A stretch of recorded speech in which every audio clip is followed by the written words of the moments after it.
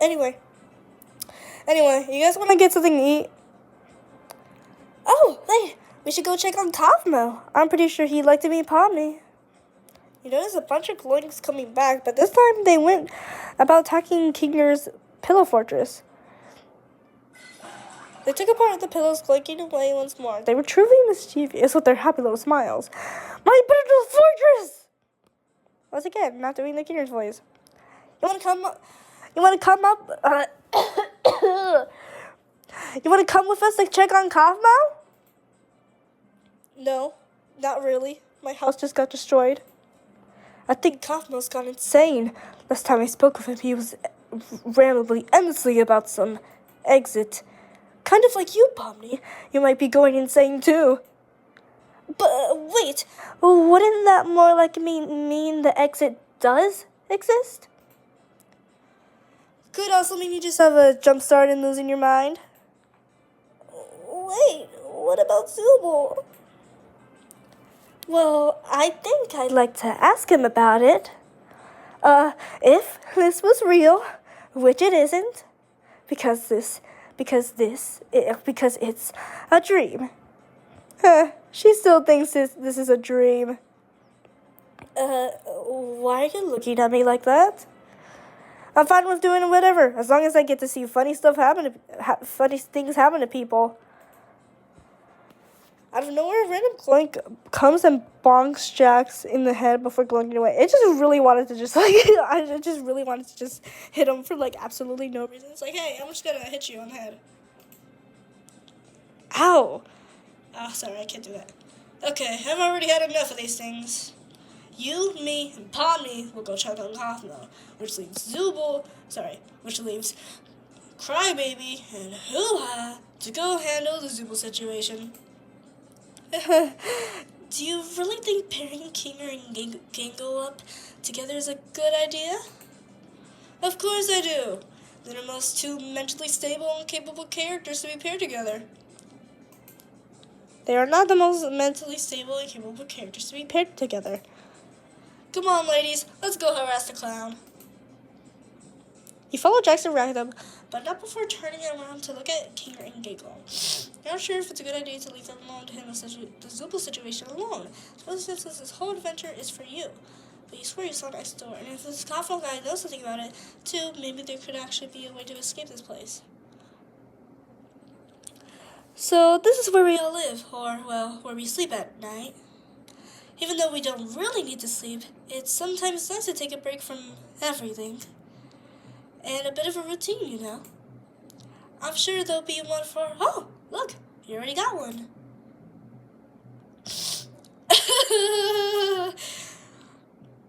This is your door, and that's how you look? I have some mixed feelings about this. I still don't understand about the adventures. Why even go on them at all? Why not try to find a way to leave? Well, we usually do when we first arrive. But after a while, we really start to realize that you can't leave. And constantly chasing unattainable goals start driving you a bit crazy. And eventually you get to the point of asking what anything is, and you completely decide of who you are and why you're even alive. And when you reach your breaking point, something really terrible can happen. But that's not something we need to do about today. Above anything else, the adventures give us something to do that keeps our mind healthy and stimulated. Thank goodness this is all a dream, right, Pomni? At this point, you realize there is no God in this digital. Delusional about this whole thing about being a dream is falling apart. You grasp as Jax taps your face, startling you out of your gaze. Well, why are we here again? What are we doing? We're getting one of our friends. Oh, it looks so cute. Oh, it looks like we've made it to Kaufman's door. It seems like Kaufman's a clown. He really looks friendly with that big smile he does. I thought it was the cheeks and the wink that gave me off. But remember what Kinger said about Kaufman going a little crazy? You just hope that he can still help you in a way. Ragnar tries to open the door, but it's locked. She knocks on the door 2 times, but to no avail, he doesn't answer. Maybe he's not in his room? I hope he's alright. Don't worry, Dollface, I got the key to his room. He holds out a key and plays with it for a moment, spinning it on his finger before catching it in his hand, which makes you flinch. Why? Okay, sure, yeah. He moves forward to the door to unlock Kaufman's door. Oh, I guess because the key. What? Wait, why? You shouldn't have keys to anyone's room. Nah, I got keys everywhere. You've all been fine. By the way, I might have left something in your room today, so let me know if you find it. You're not afraid of centipedes, are you? Jax! That's really my only fear. Why would you do this? I can't do a ragdoll voice, you know. What? It could be a completely unrelated question. You never know. It's too late. Until it's too late. Jax opens the door. Dun, dun, dun. Oh my god! I'm kidding. Scratch that. You're in some deep blank stuff right now. Oh, Jesus. He actually looks terrified. Oh my god, the sound. So I like the music. Oh, I've been looking for this.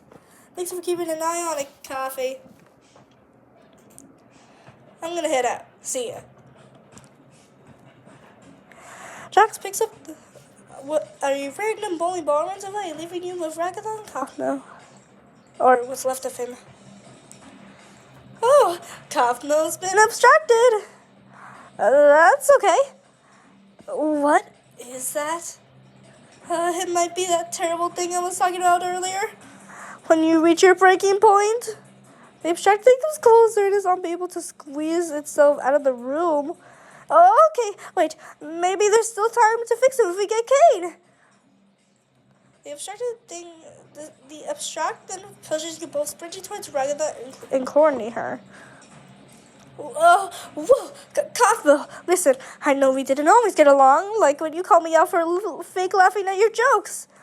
But I swear, I really did think they were funny. I was just having a bit of a bad day.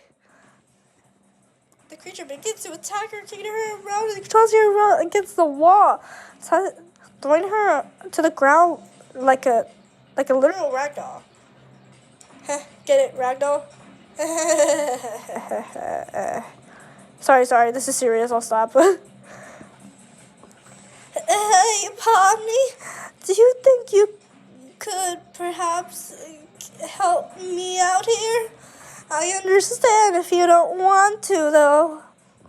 You feel scared, terrified of the situation at hand.